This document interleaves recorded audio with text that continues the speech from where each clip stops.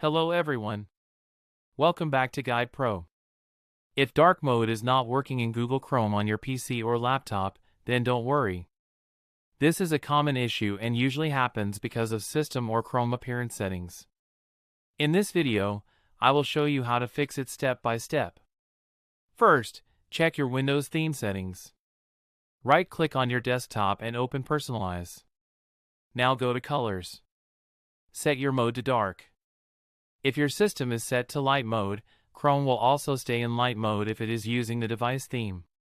Now open Chrome. Click on the three dots at the top right corner. Go to Settings. Then open Appearance. Here you will see the theme option. If it is set to default or device, Chrome will follow your system theme. So if you want Chrome to always stay in dark mode even when your system is not dark, you need to change this. Click on Dark Mode.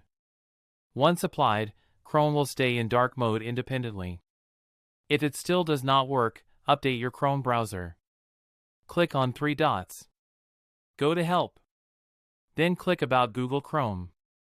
Update if available. After this, your dark mode should start working properly. If this video helped you, make sure to like the video and subscribe to Guide Pro.